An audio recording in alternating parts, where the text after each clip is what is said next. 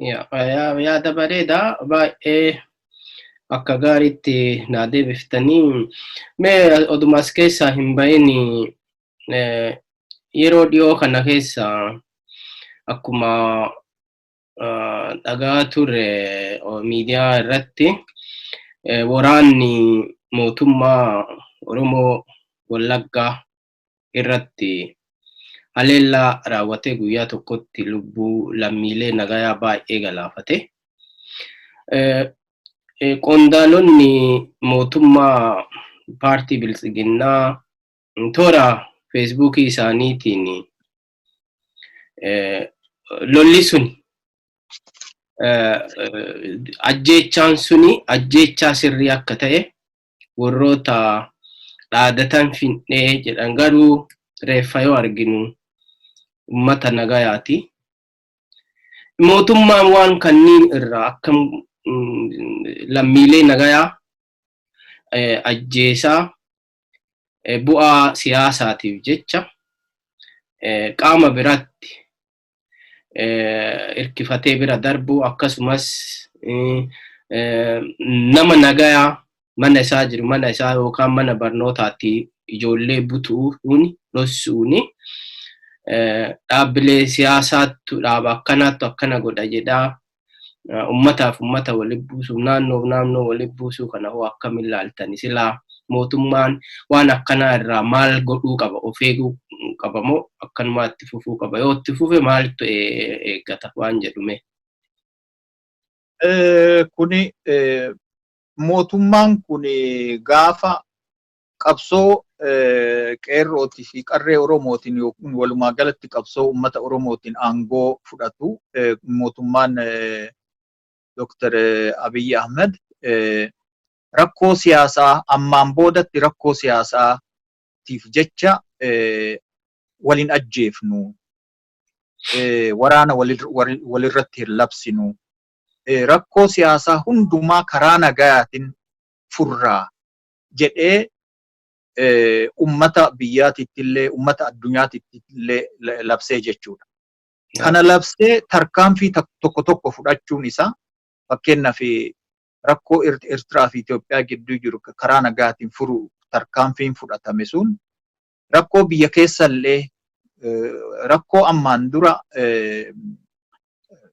fala dhabdee karaa siyaasatiin karaa haasawaatiin in furra jedhee mormitoota hidhatanii fi kan hidhannu maleessa hidhannoo hin qabnes gara biyyaatitti balbala banee gara biyyaatitti daandii politikaa dirree politikaa bal'isee gara biyyaatitti galchuun amma achi qawween politikaa keessaa bayee qawween politikaa keessaa bayee rakkoon politikaa qofaan hiikkataa amma achi politikaaf jecha wal ajjeesuun dhaabbate jedhamee ummanni biyyallee hundumtuu abdatee ummanni addunyallee kana abdatee sadarkaa Nobel badhaasuu ga'ee jechuudha.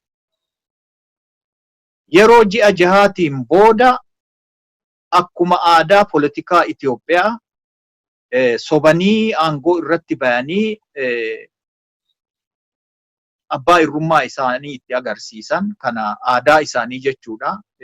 Yeroo hundumaayyuu politikaan qawwee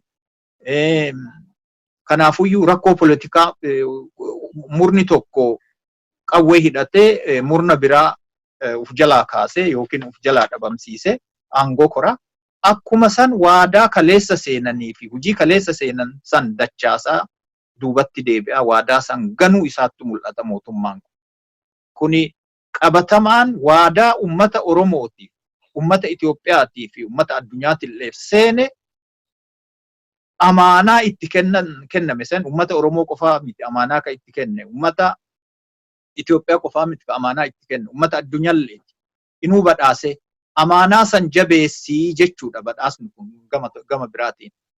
Eega badhaasa san fudhateen booda amma waa hunda of duuba deebi'u reverse gochuun isaatti mul'ata jechuudha. Tokkoffaan waraana ummata irratti labsuu isaati. Maaliif waraanni kun karaa biraatiin akkuma aadaa isaanii waraana kana shifta jedhu. Tokkoffaa waraanni kun shiftaa miti. Wooboo jechuun maqaan isaatu waraana bilisummaa Oromoo jechuudha. Malee waraana adda bilisummaa Oromoo jechuullee miti. Waraanni bilisummaa Oromoo ummata Oromoo Oromiyaa bilisoomsuudha kaayoon isaa. Waraana jaarmaa murna tokkolleeti miti.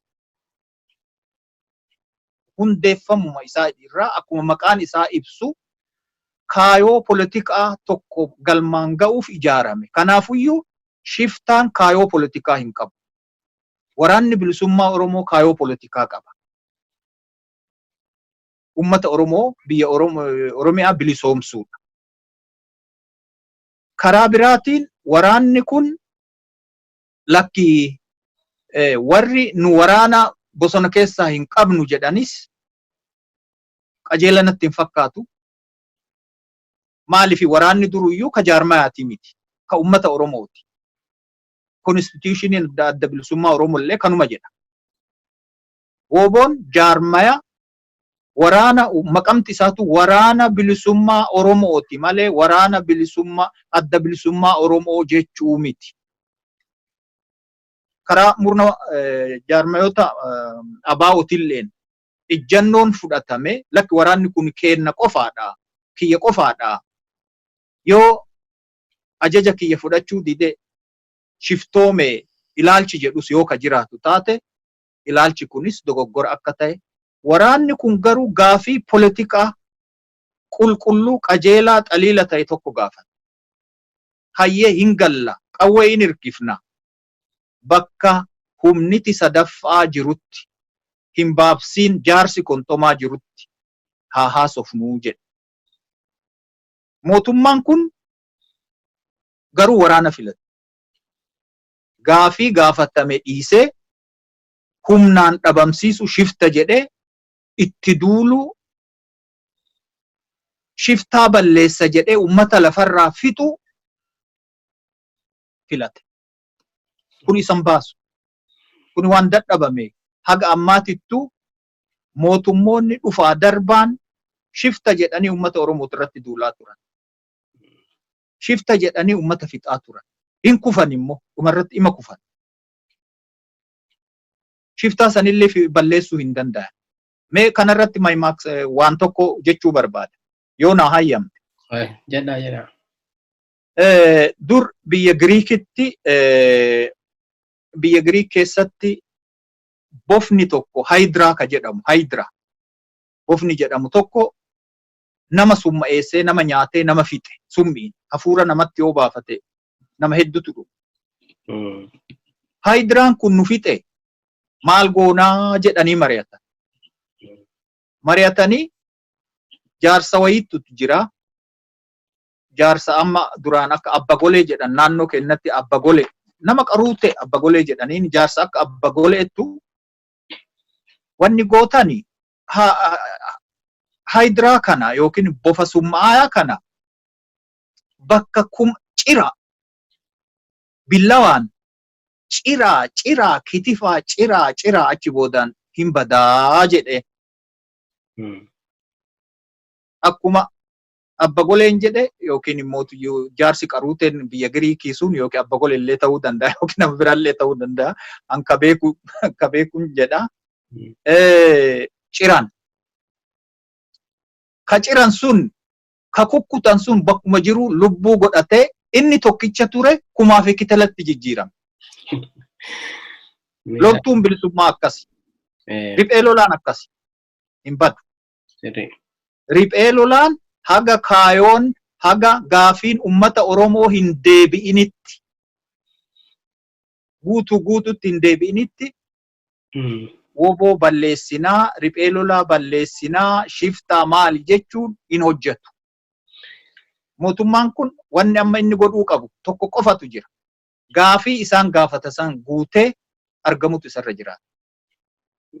Fakkeenyaaf biyyi yoo abbootiin gadaatti fi jaarsoliin Oromoo biyya keessa jiran gaaddisa Oromoo ka amma uumame kana wajjilleen yoo hiikuu dadhaban yookiin immoo yoo jara kanarratti jarri gamni lamaan iyyuu amantii kan qabaanne taate mootummaan addunyaa ka akka jaarsa kontomaatitti rakkoo adda addaa hiikaa ture, araarsaa ture.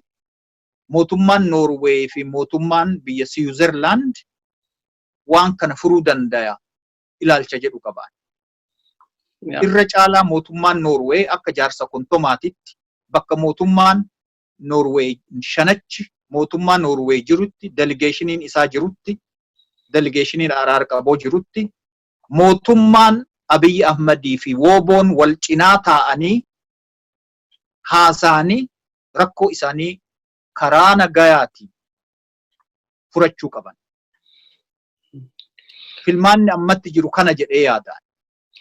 Yaada bareedaa baay'ee yeroo ammaa kanatti rakkoon kun oduu gadi fagaatee naannoo amma lixaa kana irraa fi kibbaa ka jiru rakkoo Oromiyaa keessa jiru kana osoo gara walakkaa Oromiyaatti hin darbine mootummaan dhimma kana gadi fageennaan ilaalee daddafee furmaata itti kennuu qaba jenna. Nus akka namaan kana taa'ee ilaalaa jirutti yoo kanan taane immoo filmaanni sunuyyuu hin ta'amu. Namni waraana keessa jiru baqate biyyaa baqateera. Amma baay'een isaanii gara Suudaanitti naannoo gara Gaambeellaatti garas baqatu jira uummanni Wallaggaa.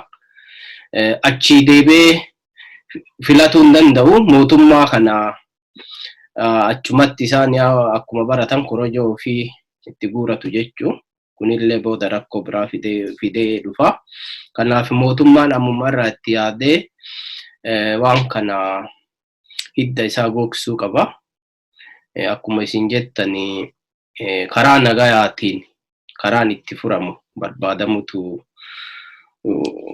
gaarii jedhee yaada. Mee isuma kana keessa gaafima kana keessa oduu hin baay'een gaafii tokko isin gaafadha.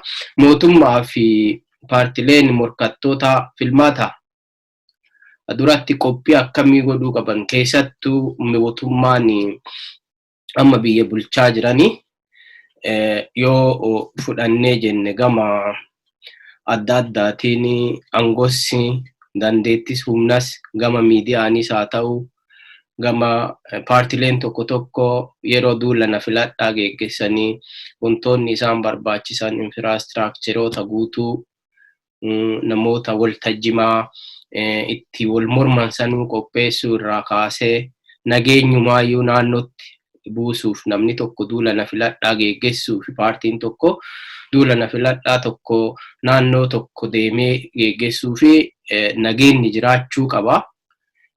Namni nagayaan ba'ee galuu qaba. Mootummaan keessattuu mootummaan haala nageenyaatii fi haala qophiilee kana irratti ilaalchisee maal godhuu qaba jettanii yaaddu? Mootummaa fi morkattoonni illee maal waliin godhuu qaban, mootummallee maal godhuu qaba ka jedhu kana gaafii kana lamaan walumatti deebisa. Tokkoffaa akkuma atuyyuu kaaftee akka gaariitti ibsite nagaya buusuun haal duree duraati. Bakka nageenyi hin jirretti, bakka ummata irratti komaandi poostiin labsametti, bakka qaamni saba tokkoo dhiigaatii fi du'aa jirutti filmaata dhugaa, filmaata demokraatawaa hin geggeessina jechuun kun kijiba. Karaa biraatiin filmaatuma kanaayyuu gufachiisuudha yeroo ammaa kana waraana labsu jechuudha. Karaa biraatiin filmaata jechuun warri morkattoonnis ummanni filus mootummaanis dirqama qabaachuu isaanii. Karaa biraatiin filmaanni kun filmaata hundumaa hirmaachisu ta'utu isarra jira. Ka hundumaa hirmaachisu lammii biyya san keessa jiru, saba biyya san keessa jiru baadiyyaatti kaabaa kibbatti ka hirmaachisu participation daangaa tokko malee kun jiraachuutu irra jira. Ka lammata contestation ka hundumaayyuu morkachiisu wal dorgomsiisu. Kana jechuun filmaata kana keessatti ummanni imaammata filata, paartii filata, hogganoota filata, nama qofaa, nama tokkicha qofaa yookiin immoo nama dhuunfaa qofaa miti ka filatu. Imaammata paartiin sun hordofu filata, paartii imaammata san qabu filata, hoggana paartii san hogganu filata. Kuni hirmaan ka hundumaa hirmaachisuu jechuudha. Daangaa tokko malee ummata gama tokko filmaata kanarraa ala godhee tapha kanarraa tapha politikaa kanarraa ala godhee waraana irratti labsee gama biraatiin immoo iyyuu filmaata geggeessaa jechuun kuni waan maluu miti, waan fakkaatu miti. Kanaafuyyuu nagaa buusuu irratti nageenni haal duree filmaataatti ta'utu sarra jira, ta'us qaba. Qawween siyaasaa keessaa bahuu qaba. Akkuma jalqabame akkuma waadaa seename san rakkoo politikaa haasawa qofaan hiikuun murteessaa ture. Kana godhuun kun immoo kalaallatu mootummaa qofaa osoo hin ta'in morkattoota. Itti fufa. Ayyee kalammataa sirna dhablummaa too'achuu irratti fakkeenyaaf mootummaanis ta'e morkattoonni sirna dhablummaa yeroo ammaa kana biyya Itoophiyaa keessatti sirna dhablummaan mul'ataa jira. Sirna dhablummaa kana kababal'isaa jiru mootummaa mataa isaati. Karaa biraatiin biyya Amaaraa yoo fudhannee jenne shiftaa mootummaan mataa isaatu shifta. Shiftatu mootummaatu shifta. Sirna dhable sirni tokko hin jiru. Fakkeenyaaf barattoota Oromoo yuunivarsiitii keessa jiran taargeet godhanii yeroo adda addaatitti ajjeesuun hidhuun kun mataa isaa sirna dhablummaadha. Mootummaan kana to'achuu dadhabuu isaa arginaa jechuudha. Karaa biraatiin daldala ilmoo namaa hidhanii ilmoo namaa qabanii to'atanii ilmoo namaa ta cubbuutu akkallee hin qabne barattoota qabanii ajandaa politikaatiif oolfachuun kuni daldala hiriyaa hin qabne yeroo ammaa kanatti. Kanaafuyyuu fakkeenyaaf barattoota qabaman ka Oromollee haa ta'anii ka biraa humniti kana godhu. Humniti kana godhu humna siyaasalleeti miti. Humna gadi bu'aa madaala tokkoyyuu hin kaafne jechuudha. Cubbamaadha. Nama nagayaa, ijoollee nagayaa namni qabee kana politikaa itti daldalatu, itti characharatu kuni nama sammuun isaa dabarsite yoo ta'e malee nama fayyaalessaa miti. Kanaafuyyuu mootummaan waan akkanaa kana ka masgiida gubu. Kuni sirna dhablummaa. Wanni kun eessaa madda? Hundeen isaa mootummaa keessaa madda. Karaa biraatiin mootummaan kun sirna abbaa irrummaa deebisuuf hojjetaa jira. Itoophiyaa dullattii kaleessaa san deebisuuf. Gama biraatiin immoo sirna dhablummaa babal'isaa jira. Kuni deemee filmaata kana ni gufachiisa. Shakkii tokkollee akka hin gufachiifne shakkiin tokkollee hin jiru. Dirree kubbaan politikaa keessatti taphatamu tolchuu fi qulqulleessuu irratti morkattoota fi mootummaan walii galuun barbaachisaadha. Kana yoo jennu akkuma reefu jenne filmaanni kuni filmaata demokraatawaa paartiilee dachaa darabeen sobboqqoo dorgomsiisuuf hirmaachisu multi-party democratic election, multi-party election akkas jedhameetti tilmaamama. Kuni ta'uuf akkuma reefuu kana jenne ummanni filus daangaa tokko malee. Morkattoonis ka dorgomus ka filamus daangaa tokko malee. Seerri itti taphatanis politikaa itti taphatanis akkuma ammaan dura jedhamaa ture. Daanyaanis yookiin immoo dhaddacheerallee jechuun ummata bal'aa ta'uu isaa. Kanaafuyyuu kun hundi isaatuyyuu osoo hin qulqullaa'in fakkeenyaaf wannuma tokko yoo fudhanne level playing field ka hundumaayyuu walqixxeetti hirmaachisu miidiyaa haa fudhannu fakkeenyaaf sabquunnamtii haa fudhannu. Miidiyaan biyya Itoophiyaa keessa jiru arraba yookiin sagalee hafuura mootummichaa aangoo qabatee qarayyoota aangoo mootummaa qabatanii sagalee isaanii arraba isaanii qofaadha. Morkattoota miidiyaa biyyaa kana keessatti argaa hin jiru. Waa'ee morkattoota guyyama tokko isaanii sagalee isaanii dabarsu isaan mul'isu hin agaru. Karaa biraatiin filmaanni kuni filmaata hundumaayyuu walqixxeesse osoo hin ta'in filmaata mootummaa aangoo irra jiruuf loogu jechuun ni danda'ama. Kanatti aansinee boordii filannoo haa fudhannu. Rakkoon guddaan tokko boordii filannooti. Boordiin filannoo mee addunyaa keessatti akkamitti ijaarama yoo jenne gabaabsinee haa mil'annu. Tokkoffaa walaba ta'ee ijaarama. Independent institution. Mootummaarraa walaba ta'ee ka bajeta mataa ofii danda'u, ka hojjetaa mataa ofii qaxaree hojjisiisu, qulqulluu ta'ee hin baabsii, ka tokkoof hin loogne, ka akkasiiti walabaa. Biyyoonni hedduu kanatti gargaarama.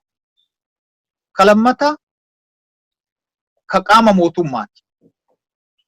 Ka qaama mootummaa garuu seera labsa mataa ofiitiin seera ittiin bulu ka qabu. Kana yoo jedhame qaama mootummaa ta'ee garuu achi keessatti walabaa ka ta'e.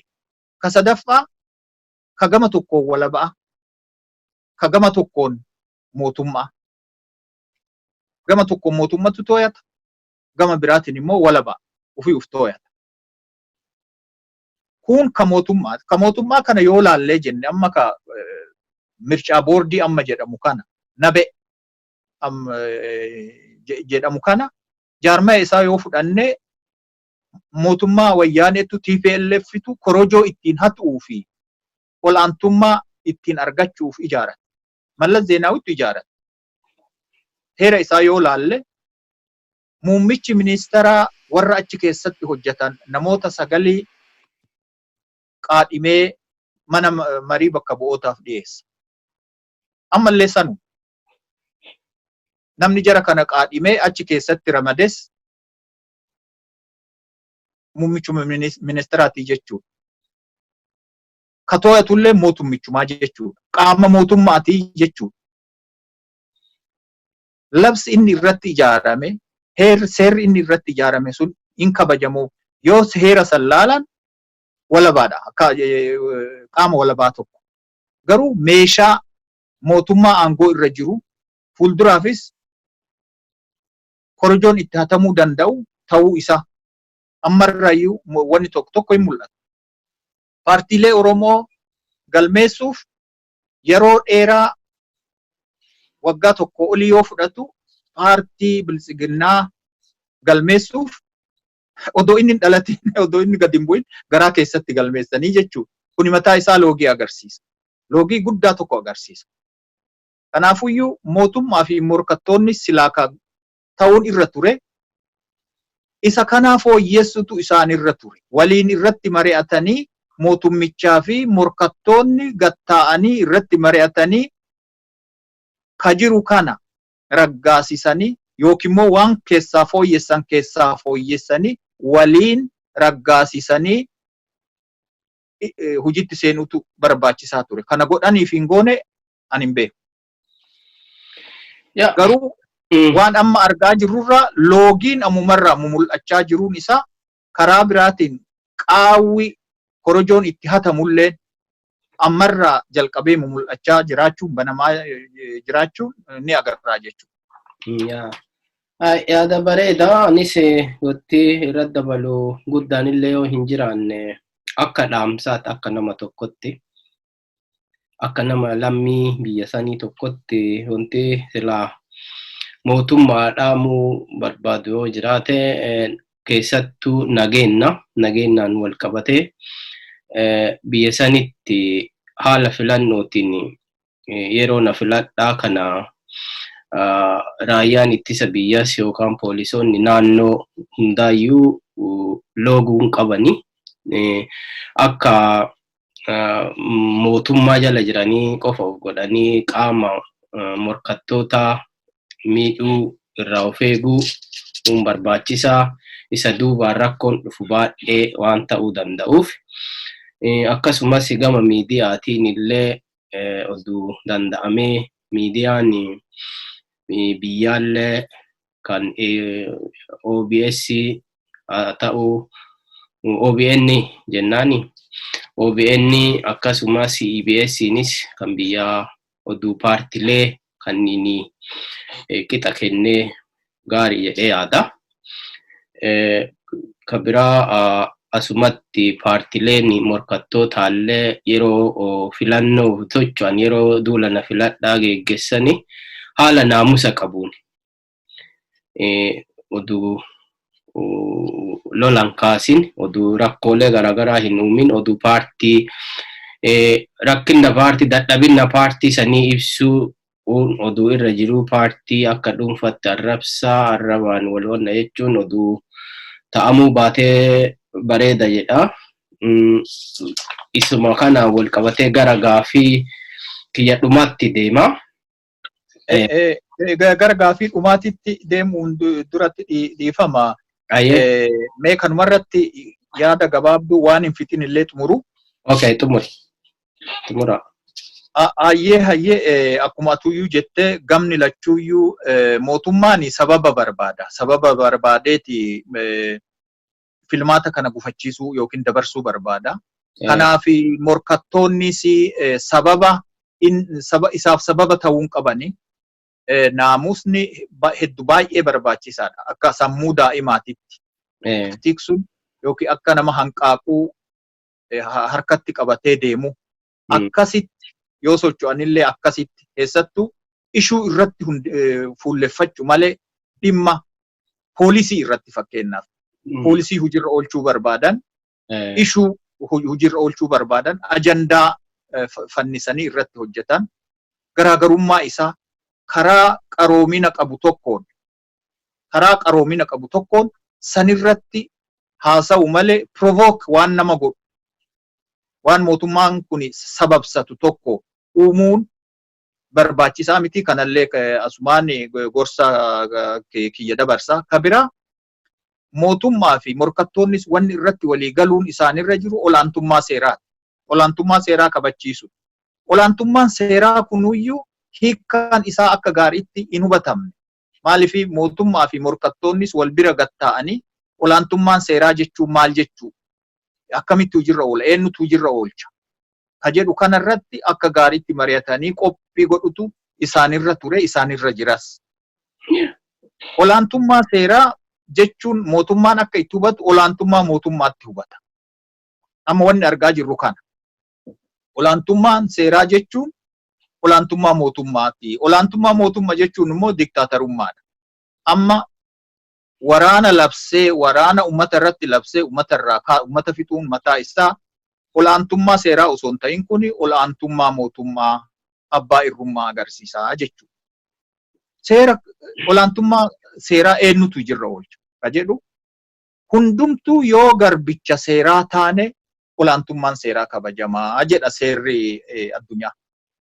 Hundumti kenna yoo garbicha seeraa taane irra deebi'a. Hundumti kenna ummannis morkattoonnis mootummaanis yoo hundumti kennaa garbicha seeraa taane seera jalatti bulle olaantummaan seeraa kabajamaa. Kanaafuu olaantummaan seeraa mootummaa qofaa miti ka kabachiisu ummanni bal'aan qooda qaba, morkattoonni qooda qaban, mootummaan qooda olaanaa qaba. Kanaafuyyuu mootummaan mataa isaa seera akka seera jala jirutti uf laalaan jiru amma akka seera gubbaa taa'utti uf laalaa jira.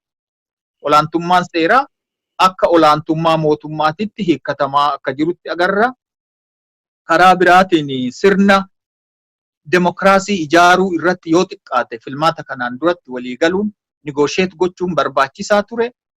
Kunis waan qophiin kun osoo hin xumuramin gara filmaatatti cehame wuzzifii kana mootummaanis beekaa lafarra harkisaa akka turetti hubadhaani. Karaa morkattootaatiilleen socho'anii proactively irratti hojjechuun waan mul'ate natti hin fakkaatu. Kanaafuyyuu baay'ee wanni hin xumuramin, qophiin hin xumuramin, odoo hin xumuranin filmaata kanatti utaalamee jira. Amma eega utaalame immoo haguma hafe ol qaban jedhani filmaanni kun akka filmaat hin gufanne godhuun dirqama ummataa keessattuu dirqama qeerroo Oromoo ta'uu isaa gadi jabeessuun barbaada. Baay'ee galatooma. Gara gaafii kiyya isa dhumaatti sin geessa. Dhiyeenya kana paartiin Biltsiginnaa namummaaf dhaabadha malee jedha. Ani sabummaa fi hin dhaabadhu jedha. Isa kana akkamiin ilaaltu mootummichi yeroo kana ijjannoo kana fudhatee jira. Maal jettu? Hayyee gaarii. Dhiyeenya kana gaa mootummaan paartiin Biltsiginnaa ani nama malee sabaa miti jedhee jira. Ani namummaaf dhaabadha malee sabummaa fi sabboonummaaf hin dhaabadhu jedhee jira. Ifatti kana basaqqeessatti ibsee addeessee jala muree nutti hime. Namummaa fi sabboonummaan humanism and nationalism garaagarummaa fi tokkummaan isaanii maali ka jedhu gabaabsinee laaluun barbaachisaa ta'a. Namummaa humanism jechi kun falaasama seenaa bara dheeraa keessatti kufaa ka'aa bifa jijjiirachaa dhufe. Sochii hayyootaati, intellectual movement, sochii afaanii, sochii hogbarruu kana hundumaayyuu of keessatti hammata. Karaa biraatiin falaasama saayinsii fi miiraa irraa walaboomanii sammuu qaraan yaadanii rational ta'anii waan tokko laaluu faa of keessaa qabna jedhu warri humanist yookiin immoo warri nu namummaaf dhaabanna jedhan. Ulaagaan nama qofaadha. Amantii hin amannu jedhanii amantii hin qabanii warri humanistiin kun warri namoomaaf dhaabbanne jedhan kun nu arjaadha jedhu filaantiroopistiidha. Arjaadha ni arjoomna waan hundumaayyuu waan gaarii namaaf yaanna jedhu. Nu faallaa bineensati jedhu. Actually amma paartiin Biltsiginnaa nu sabaa miti nama namummaaf dhaabbanna yoo nuun jedhanii namni bineensa isaaniin jedhe waan jiru natti hin fakkaatu. Kana himachuun ani nama jechuun is obvious. Homaa namni nama bineensaa akka hin ta'in namni hundumtuu ni beeka. Kanaafuyyuu waan keessi isaa duwwaa tokko fakkaata. Kanaafuu sochiin kuni bara Renaissance yookiin dhaloota haarawaa jedhamu sanillee ka'ee bifa jijjiirataa har'a ga'ee garuu bara ammaa jirru kana keessatti sabummaa fi namummaan addaan baasanii ilaaluun hin danda'amu. Warri Biltsiginnaa falaasama namummaa hordofan kan akka gaariitti hubachuutu isaanirra jira. Keessattuu bara amma keessa jirru kana keessatti namummaa fi sabboonummaa, humanism and nationalism addaan baasanii laaluun akka hin danda'amne hubachuutu isaanirra jira. Namumatu sabumatu nama Namummatu sabboonummaadha. Sabboonummaatu namummaadha. Wal keessa jira. Fakkeenyaaf afaan yoo fudhanne mallattoo ilma namaati. Mallattoo sabaatillee. Aadaa yoo fudhanne mallattoo ilma namaati. Mallattoo sabaati. Seenaa yoo fudhanne ashaaraa ilma namaati. Ashaaraa sabaati. Faallaa cunqursaati. Sabummallee yoo hordofte, namummallee yoo hordofte, cunqursaa hin hayyamtu. Hayyamuu hin qabdu. Sammuun akkasii hin jirtu. Kana yeroo ammaa kana biyya addunyaa keessatti sabummaa fi namummaan odoo wal faanaa deeman inuuyyuu irra caalaa gara sabummaatitti cillaayfachaa addunyaan cillaayfachaa deemuun yeroo ammaa kana biyyatti Ingilizii Brexit tokkummaa Awurooppaa keessaa baatee walabummaa guyyaa har'aa fi kaleessaa kana labsattee jirti. Kun maal agarsiisa? Biyyoota Awurooppaa adda addaa keessatti yeroo ammaa kana sabboonummaan walabummaan gaafii walabummaa deebi'ee ka'aa jira. Biyya Faransaayii keessatti, even biyya amma nu keessa jiru kana biyya Norway kana keessattu Ameerikaanii fudhadhaa. Trump, America first jechuun isaa kuni maal agarsiisa? Addunyaan namummaa qofaa osoo hin ta'in namummaa fi sabummaan wal keessa akka jiranii fi yeroo ammaa kanatti inuu sabummaa fi sabboonummaan addunyaa kana trendii haarawaa ta'uu isaa. Trendiin addunyaa yookiin fuulleen addunyaan amma irratti cillaayfataa jirtu sabummaa ta'uu isaa warri biltsiginnaa akka gaariitti hubachuu qaban. Karaa biraatiin ani nama sabaa miti yoo jedhan gaafii afaaniin fudhatanii jechuudha.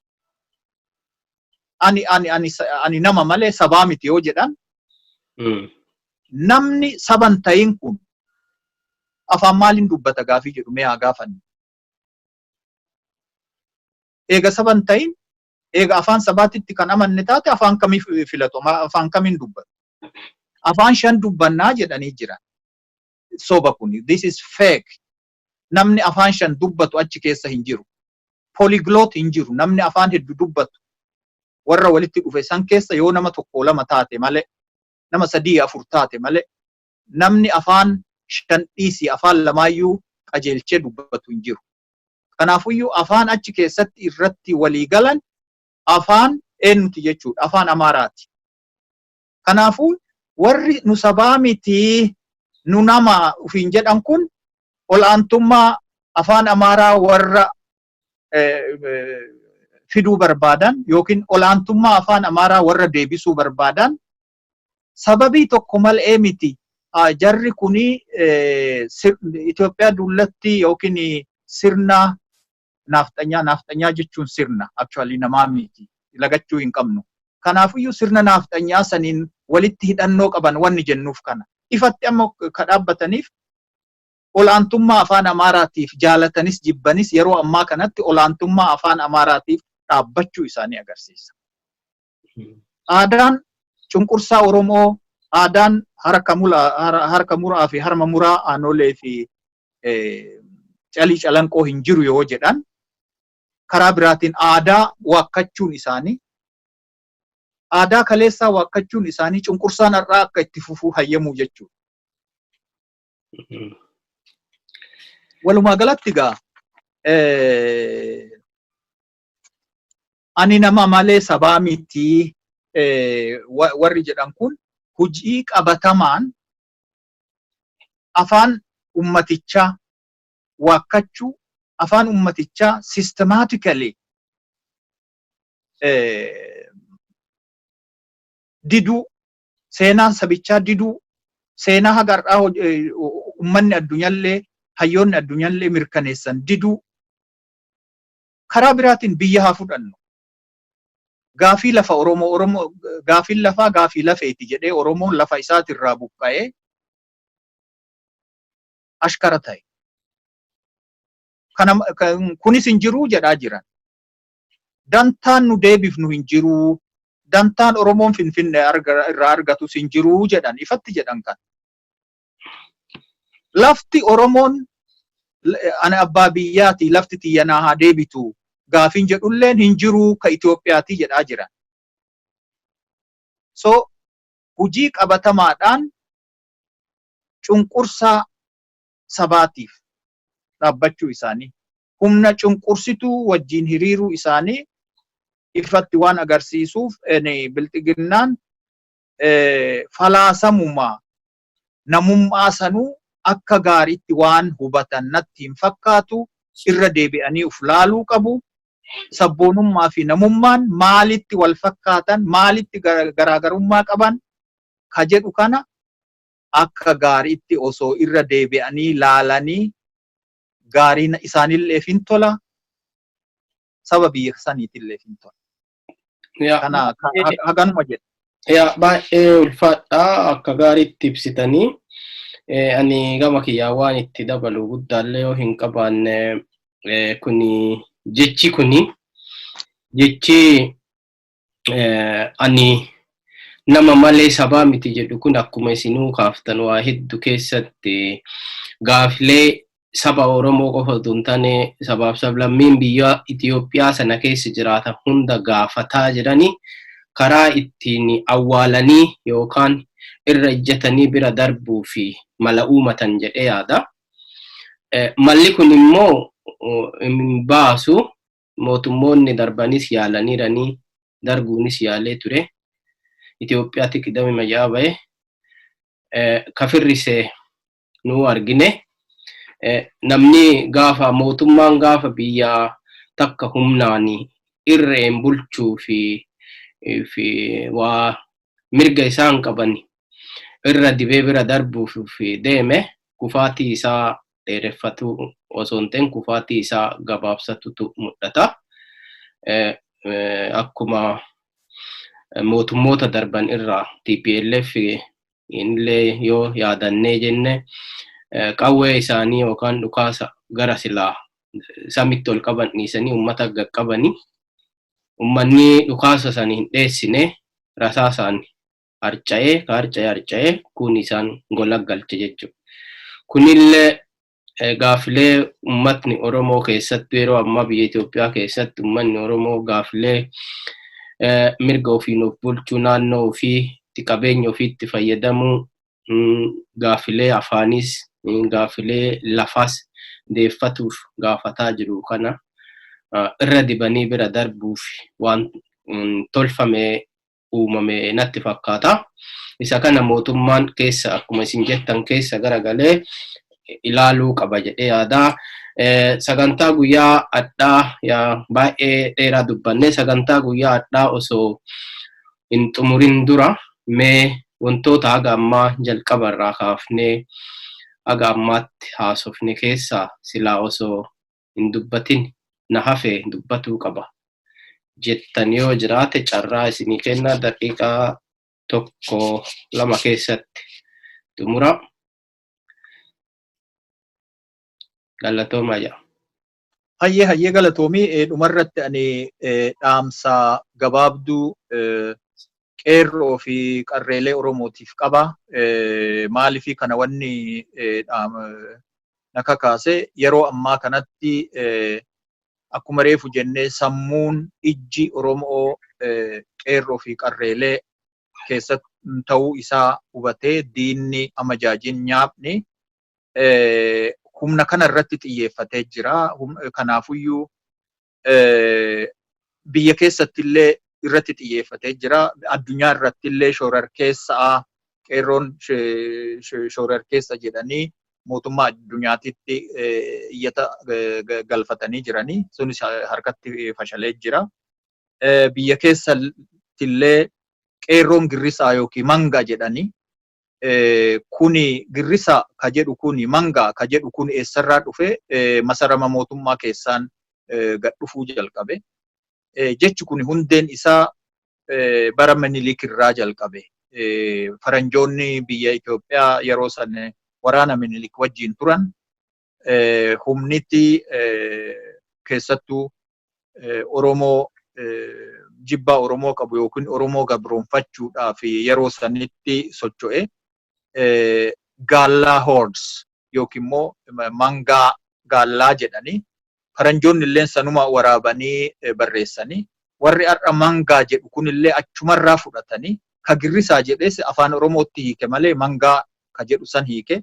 Kanaafuyyuu kuni mataa isaa wanni agarsiisu sabni illeen mangaadha jechuu jalqabanii nu sabaami nu nama malee sabaa miti sabni eega saban ta'in sabni mangaadha sabni Girrisaadha jechuu jedhanii.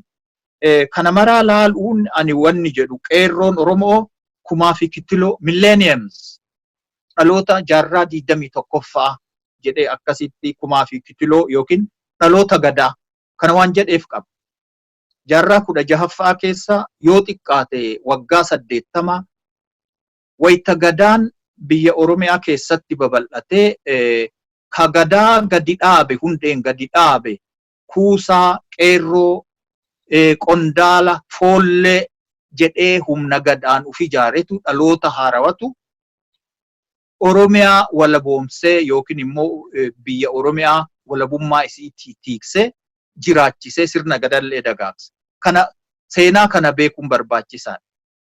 Qeerroon kuusaan qondaalli gadaa meelbayaatiin muudanaatiin kiiloleen biifoleen harmuufaan roobaleen birmajjiin mul'ataan uf ijaaretu waggaa 80 guutu gadaa 9 jechuudha.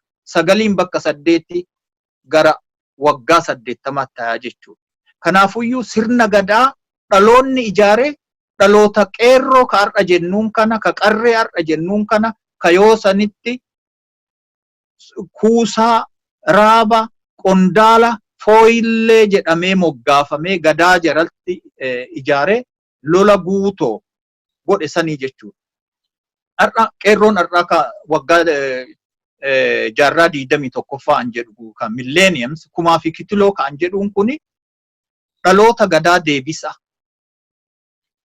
Boomerang generation jechuun ni dandeenya jechuudha. Kana yoo jennu qeerroo uf ta'ee saba ufii ta'e saba ufiititti deebi. Qeerroo afaan ufiititti deebi. Qeerroo sabummaa ufiititti deebi. Qeerroo seenaa ufiititti deebi. Qeerroo aadaa ufiititti deebi. Qeerroo siinqee ufiititti deebi. Qeerroo kaayoo gadaatitti deebi'e. Kan sirna kana deebisee ol qabus Itoophiyaa federaalawaa keessatti biyya Oromiyaa keessatti sirna federaalawaa demokraatawaa yookiin gadaa irratti ijaarame kana ka ol qabuu danda'u sirna gadallee deebisee ol qabuu danda'u akkuma seenaan jalqabas sirna gadaa ka ijaare ka tiikse raayyaan ittisa sirna gadaa ka ture qeerroo humna kuusaa humna raabaa humna qondaalaa waan ta'eef seenaan biyyiti seenaan kan keetii. Kanaaf ammallee bifa haarayaan dhaabbachuu qabdaa. Dambalii warraaqsaa jechuun ni danda'ama. Dhaloota gadaa haarawaa jechuun ni dandeenya. Kanaafuyyuu raayyaa ittisa nagaa fi aagaa fi nagayaa mangaa akka isaan jedhan Girrisaa osoo hin ta'in humna demokraasii dhugaatiif wabii filmaata 2020 kana qeerroo Oromoo ta'uu kana qeerroon hubate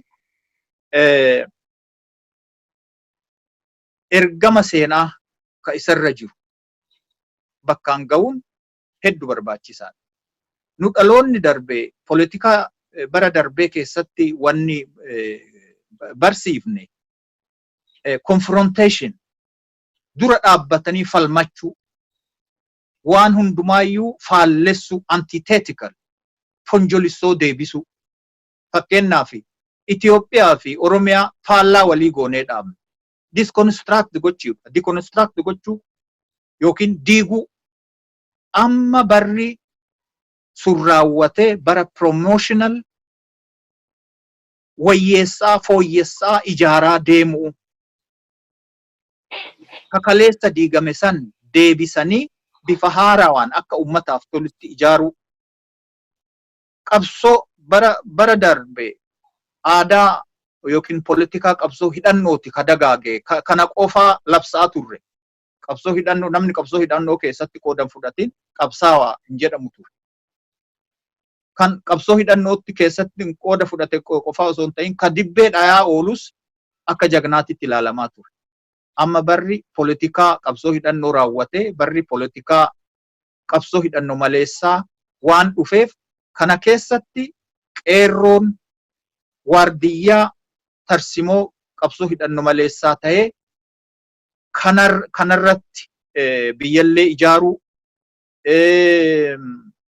filmaata kanallee milkeessuu korojoon kunilleen akka hin hatamne tiiksu ija qaraan tiiksu mootummaa amma ummata irratti command postii labse kanallee dirqee akka wayyaanee micciireetiniin aangoo irraa buuse mootummaa kanallee micciiree waraana kana dhaabsisu dirqama isaa akka ta'e kana itti dhaamuu barbaada. Yeroo kan kee fudhattee gaafii dheeraa obsa guddaan na dhiyeessuu keetii fi kanaaf galata guddaa sii galchaa karaa kiyyaan fixadhee jira wayyoomisiin jedha. Hayyee ulfaadhaa dhaggeeffattootaa fi hordoftoota keenya gaafiif deebii guyyaa addaa Obbo Kadir Qaamsaree waliin taasifne kanumaan xumurra. Yeroo biraatti mata duree biraa irratti deebinee dhiyaannaa addaa fi kanumaan garmamaan nagaatti isiniin jedha. Nagaan nu tura Obbo isinis affeerraa IF Digital Studio isinii godhe kabajtanii dhuftanii dubbiilee baay'ee keessa babbaasitanii waan nu ibsitanii fi dhaggeeffattoota keenyaaf akka gaariitti akka hubannoof ta'u ibsitaniif ulfaadhaa galatoomaa horaa bulaa isiniin jedha. Atilleen horii bulii galatoomi isin jedha.